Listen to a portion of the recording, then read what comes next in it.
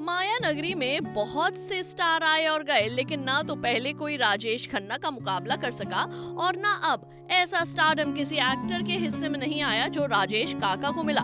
उन्हें हिंदी सिनेमा का पहला सुपरस्टार कहा जाता था, लेकिन काका का सुपरस्टार बनने का सफर इतना आसान नहीं था। इसके लिए वो जतिन से राजेश बने थे। चलिए आज उनकी 11वीं पुण्यतिथि पर कुछ ऐसे किस्से सुनाते हैं जो शायद आपने सुने नहीं होंगे। फिल्मी दुनिया में एंट्री के पहले 3 साल में ही उन्होंने लगातार 15 हिट फिल्में दी थी। फैंस के बीच उनकी ऐसी दीवानगी थी कि कोई हादसा न हो जाए, शूटिंग बीच में ही रोकनी पड़ती थी। जो स्टारडम का दौर उन्हें मिला वो किसी दूसरे के हिस्से नहीं आया। करीब 20 साल तक बॉलीवुड पर अकेले राजेश खन्ना ही छाए रहे और जब अमिताभ की एंट्री हुई थी तब उनका स्टारडम कम हुआ था। लेकिन ये शोहरत राजेश को आसानी से नहीं मिली थी। इसके लिए राजेश खन्ना ने बहुत मेहनत की थी। चलिए उनकी शुरुआती जिंदगी के सफर के बारे में बताते हैं। 29 दिसंबर 1942 को पंजाब के अमृतसर में लाला हीरानंद खन्ना और चंद्रानी खन्ना के घर पैदा हुए राजेश देश के बंटवारे के बाद अमृतसर में आकर वे बसे थे। उनके एक बड़े भाई थे। फिल्मों में आने से पहले उनका नाम जतिन खन्ना था। राजेश के पिता एक स्कूल टीचर थे, लेकिन बंटवारे की वजह से उनकी नौकरी चली गई और घर में तंगी आ गई। तंगहाली भी ऐसी कि परिवार का पालन पोषण भी नहीं हो पा रहा था, जिसकी वजह से उन्होंने 6 साल के राजेश को अपने किसी रिश्तेदार को सौंप दिया। मुंबई में रहने वाले रिश्तेदार चुन्नीलाल खन्ना और लीलावती ने उन्हें अपने पास रखा और पाला पोसा। घर में प्यार से सब उन्हें काका कहते थे। राजेश को एक्टिंग का जुनून पहले से ही था। वो सिर्फ 10 साल के थे जब थिएटर से जुड़ गए थे। स्कूल के दिनों में जितेंद्र उनके बहुत अच्छे दोस्त थे। वो दोनों कॉलेज के दिनों में भी थिएटर और स्टेज शो से जुड़े थे।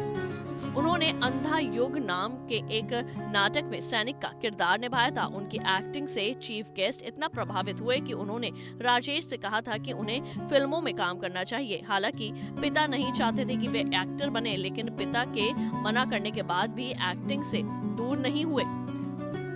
उन्होंने ये बात अपने मामा को बताई, जिन्होंने फिल्मों के लिए उनका नाम बदलकर जतिन खन्ना से राजेश खन्ना रख दिया। कारों के शौकीन राजेश खन्ना ऑडिशन भी MG स्पोर्ट कार से जाया करते थे।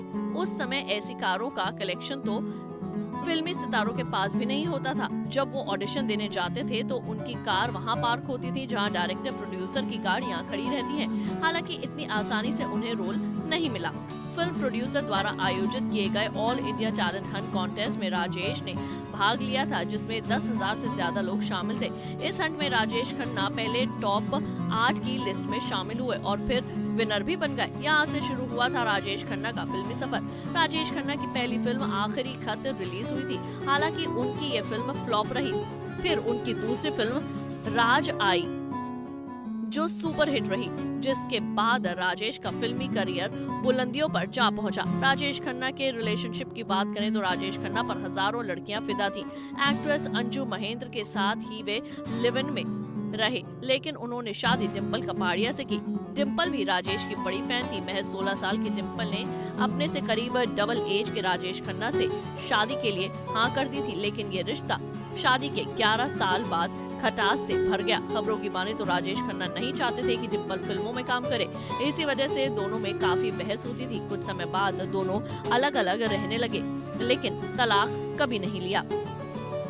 वहीं अमिताभ की एंट्री के बाद राजेश खन्ना का स्टारडम फीका पड़ गया। धीरे धीरे उन्हें काम मिलना भी बंद हो गया।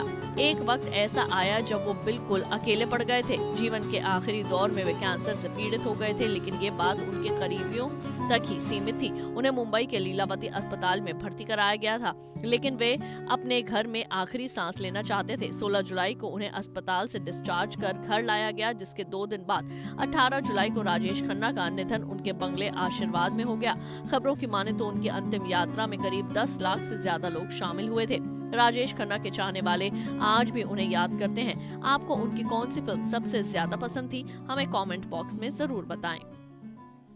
नारी से जुड़ी मोर अपडेट्स के लिए हमारे इंस्टाग्राम को फॉलो, फेसबुक को लाइक और यूट्यूब चैनल सब्सक्राइब करना ना भूलें।